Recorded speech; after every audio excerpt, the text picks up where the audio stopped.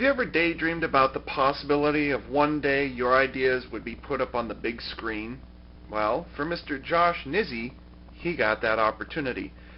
After Transformers came out in 2007, Josh came up with fan art of his own interpretation of one of the Constructicons, specifically Long Haul. Now, this is a character who obviously hadn't been seen yet, but it got the attention of director Michael Bay. And coincidentally, Hasbro and Takara Tomy were looking to put a combining robot into the next film. And so Josh Nizzi's idea became reality. What you see in Transformers Revenge of the Fallen of Long Haul is more or less the fan art that he came up with. Really, the only difference between the fan art and what you eventually saw on the screen is that the vehicle mode that was selected was slightly different, but I'll get into that after I've transformed Long Haul here. Posability is as follows. Head can twist side to side easily enough. His head actually bumps a little bit into the kibble parts that are back there, so his head can only turn, about 45 degrees each way. You can tell that the head was originally designed to incorporate light piping because the plastic back there runs through to his eyes the same color. Like, his eyes were not painted. It's actually the original coloring of the plastic. Thankfully, Hasbro was wise to the fact that there'd be no light getting to the back of his head, so thank goodness they did that. The arms have standard, basic posability in them, blah, blah, blah. Elbows go out to 45 degrees, and due to transformation, the wrist can move up and down like that, although it doesn't twist and it doesn't go in any other direction, which, considering how the weapon feature works on here, that gets to be a little annoying. The other problem is that the sheath here will regularly bump into all the kibble and back, so it actually gets to be a bit of a problem. So it's just something you have to deal with. So yeah, it looks cool, but what can you do? And the legs, standard affair. The only ratcheting joint is in the hip going forward. Wow. The only ratcheting joint is in the hips going forward and backward. It's not in and out. It's only forward and backwards. There's no ratcheting joint here. There's none here. There's none down here in both knee joints, by the way. There's 2 knee joints on him. Both for transformation, obviously. That's why he has 2 knee joints. Because heaven forbid a Voyager-class figure would be able to bend his knee further than 90 degrees. As the posability. And now on to the Mecha Live and weapons features. I've actually already shown you all of the Mecha Live features. When you turn his head side to side, I can't pick it up on camera, unfortunately. I tried. When you turn his head side to side, there is a little black gear. You can see it looks like a little dial in there. What you do is when you turn his head side to side, there's a little dial in there that turns side to side, which is pretty cool. The other one that's really awesome, and I mean really, really, really awesome, I don't think I've ever seen a Transformer that had this before, by the way, is you see these pistons on the inside and the outside? Well, check this out. Check this. This is beautiful right here. I don't say it very often, but look at that. Functional pistons on a Transformer. How awesome is that? Usually it's just a part that slips in and out and that's it, but it was never, like an actual piston that would actually grow and shrink. The plastic would just slide somewhere else and something like that. But no, I mean, that's cool. That's awesome. Which, by the way, those pistons are actually on the character. That's where they are in the movie. So, wow. This last one is a little less Mecha Live in just the way he transforms, but I guess it would be Mecha Live, is that he does have functional ankle joints. And what happens is when you push up, this black thing, it's like a worm gear. It looks like a worm gear or spring or something like that. It'll shift up and down. I don't really consider that mech alive, but some people do, so I guess I got to include that in the listings. And as for these sheaths that I keep talking about, you can see over here, there's the Decepticon logo, and you can see it's actually kind of a ribbed pattern right here. So what you do is you press the button on the outside, and you get that. Button on the outside, you get, hello, that. Okay, that was awkward. One thing I don't like, I know I'm getting off topic here, this tab fits into this hole not very well. I mean, it fits, but it doesn't snap into place. It just kind of sits there with friction. Unfortunately, it's not very strong. Anyways, as I said earlier with the wrists, by the way, these are, let's see, what's a good angle? There's a good angle. You can see there's some Cybertronian writing along there, which is cool. Even Optimus Prime didn't have that. Speaking of Optimus Prime, the reason fold-out swords is not a good feature for long haul in particular is because, hey, it's already been done on Optimus Prime. Twice, by the way. And in the movie, long haul uses a flamethrower, a machine gun, and a couple of missile launchers. So if they'd been able to incorporate some spring-powered missiles or something into here, that would have been just fine. But anyways, on the box, they're described as swords, but to me, and a lot of other trans fans, they look like axes, something like that. I don't know. They're just spring-powered, so it's nice, but the size of the sheath kind of overwhelms the size of the swords here, the axes, whatever. And when you pose, the blade is on the inside, and so having the wrist move is nice, but being able to turn the wrist would also be nice. What some people do, I don't always, what some people do is, and this is just strictly due to the transformation, they'll actually turn that sheath inward a little bit so that he can do kind of an uppercut hit of some kind. That is his weapon feature and Mech Alive gimmick. So here we go with the transformation for Voyager-class Decepticon Long Haul. He's a Constructicon. I'm sorry. Might not be called that in the movie, but that's what he is.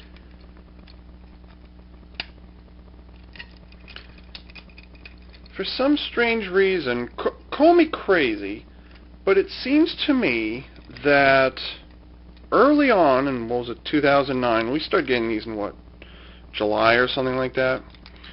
Long Haul, like any other decent Voyager-class figure, assuming Voyagers are decent, was packaged in he was packaged in vehicle mode. But then all of a sudden, the instructions and Long Haul himself were all of a sudden they started being boxed in robot mode. I haven't seen any other singly non-repaint figure that was stored in robot mode other than Long Haul, and that's from both movies. Okay, that's getting annoying. The panel here is annoying, but what are you going to do, you know? It's a little annoying, just to be clear. Just a little. I want to flip up the hands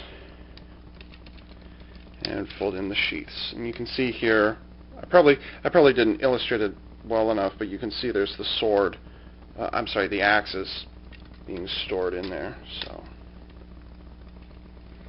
I'll just leave that there for now. One of the things I don't like about these panels that wrap around his thighs is there's just this little tab right here, fits into this little hole right here. While the wraparound effect is cool, it doesn't hold it very solidly. It doesn't snap or anything, it just kind of fits over the hole and that's it.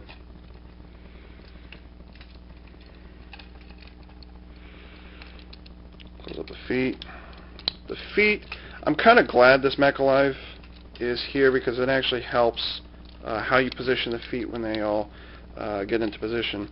Now here's the thing I'm none too thrilled about. And that's how you collapse the legs. Oh, I forgot a part. This is actually one of the stranger parts of the transformation. Let's see. Here's where the legs, or where the wheel is now, okay? Remember that. And now, here's where it is up there. All I did is I moved it from it started down here and just moved it up there. Why doesn't it just shift? Why does it shift at all? I don't know. Anyways, it's kind of subtle, but the same tab that we used for this actually fits in between two smaller ones. It doesn't lock, it just kind of rests there. And then you turn the leg 90 degrees.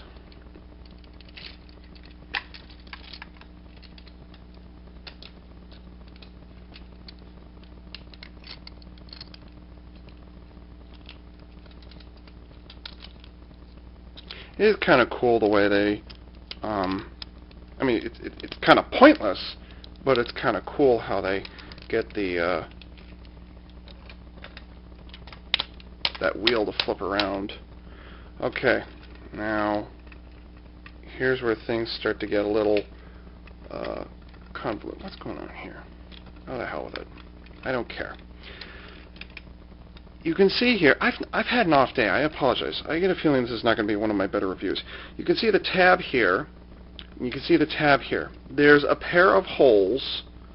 It's not these screws here, but you can see just above my finger there is a little square hole. You have to get that peg into that hole on both sides. And it is going to fight you tooth and nail.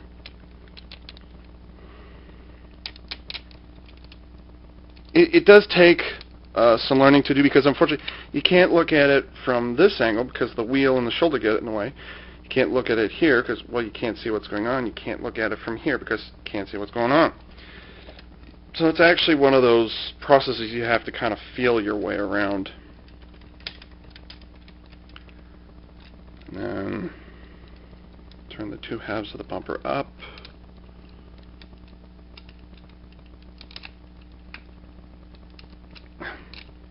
Come on, you didn't give me this much trouble in rehearsal. Wait a minute, I don't rehearse these. Okay, here's where the Mech Alive, is it the ankle joints, where they come in handy. You kind of have to point them upwards, kind of, sort of, because you have to get them past this kind of lip right here. You have to get them past that. Well, you can get it past it fine, but the problem is, you can see that the roof here is actually up against the feet, but it's not pressing against this. So you have to kind of work it down until it fits into position. Again, it doesn't snap into position, it just fits there. Here's your front cab section. And then finishing this up, it's a little tricky to get the arms lined up.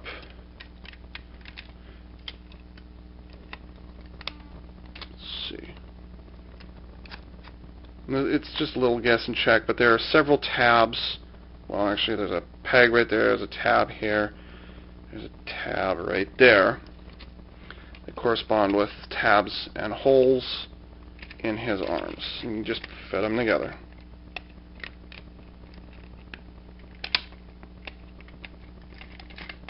Like I said, it takes a little bit of time. Just learn. I know where they have to go. It's just a matter of fitting them into the right place.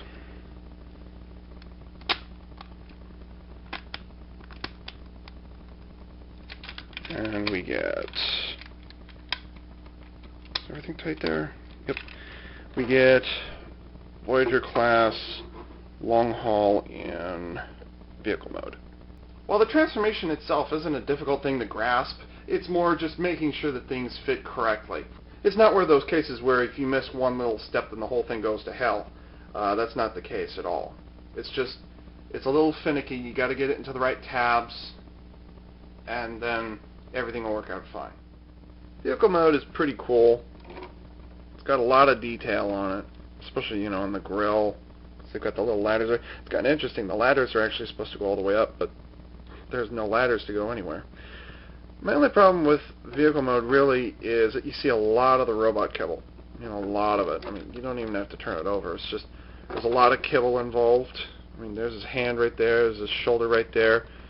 That's his torso right there, and there's a lot of his upper leg. On the other hand, like Voyager-class Demolisher, the robot kibble is not out of place necessarily. Yeah, it's out of place, but I mean, there, you know, on the real, what's it? The Caterpillar, what's it called? The Caterpillar 773B, which this is trying to imitate. You would see the engine sticking out of here. You'd see hydraulics and stuff sticking around all over the place.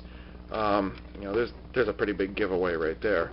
Actually, it's kind of cool. You open up these hands in the back. He's got these huge claws on the back. It's kind of cool. Anyways, like Demolisher, that'd be this guy. You know, we love him. Anyways, actually, no, this isn't Demolisher. This is Scavenger. Anyways, like with Demolisher, he's got a lot of robot parts that are showing in vehicle mode, but it's not necessarily out of place. You know, nice detailed stuff that it kind of blends into its surroundings. It's kind of hiding in plain sight, and I don't really have a problem with that. In fact, my only problem really with vehicle mode is that, I don't know how well this is going to turn out, but you can see it curls off to one side because the wheels, the front wheels in particular, those are the parts, you know, that you shift from one place to another. Well, the problem is, let's see, how well can I align this? You can see the wheels are actually tilting off this way a little bit, and unfortunately there's nothing I can do to reset that, so long haul always goes off to one side. But I don't care, I don't roll them around that much anyways. And then you can see the cab right there, woohoo. And I think I just gave this away. You can lift up the truck bed. Now, here's the cool thing.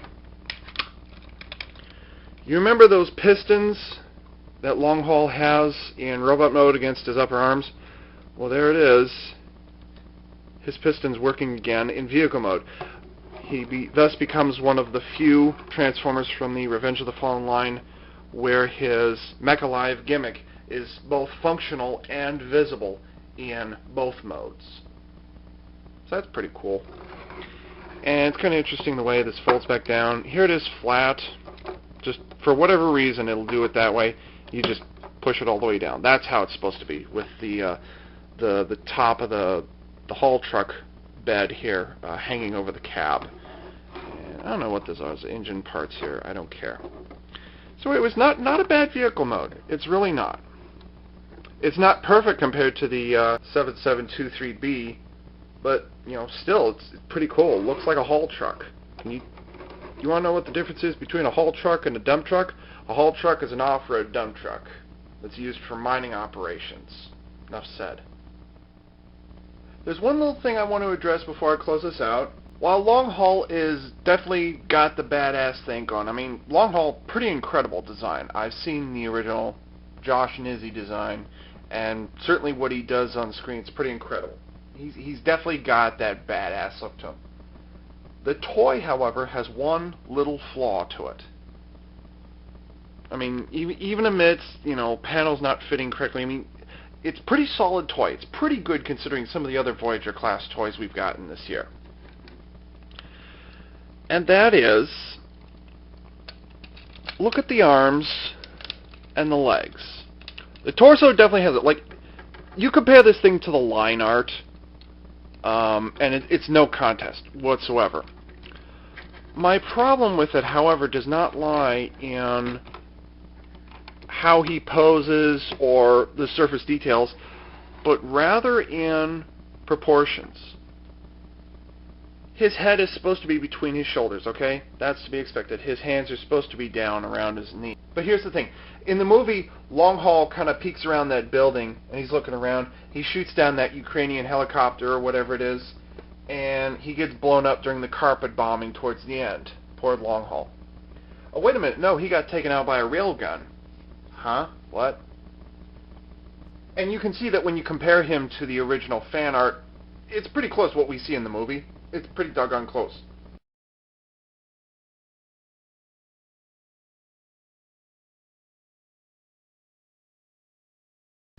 While the long haul character is badass, the toy has one little thing. Look at the thickness of the arms and the legs. And that's the problem.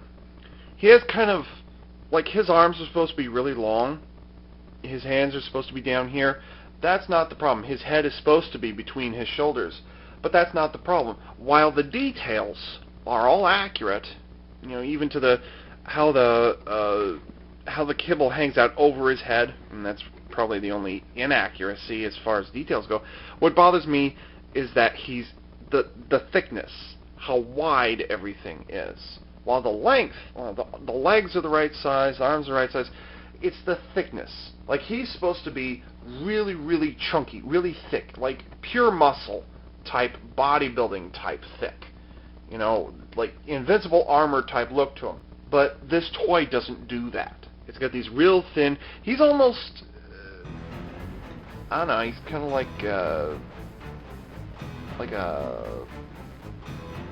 a monkey. A monkey with 2 thumbs and 2 fingers. And really, that's the biggest thing. Like, these legs need to be really, really thick, and they should actually hang out over the wheels a little bit. Same thing with the arms. But anyways, it's a cool toy. Make no mistake. But just, it's the thickness of those limbs that bothers me. And actually, I was surprised that the joints didn't have some ratcheting function to them or something like that. But anyways, I'm giving my recommendations for Voyager-class Decepticon Long Haul. Pretty cool toy. Got 1 or 2 little bumps in it, but otherwise it's pretty cool. And so, this is AV Unit 4A for CollectionDX.com, signing off.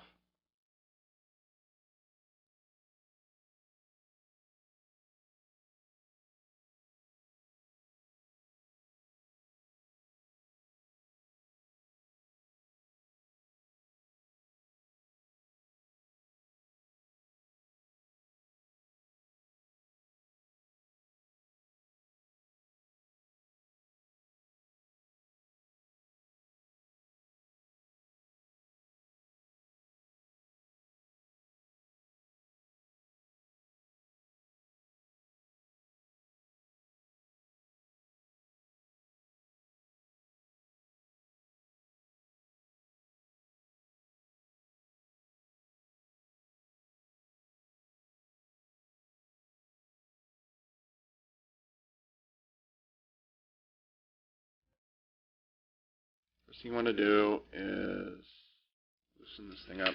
Whoa! That's happened a few times.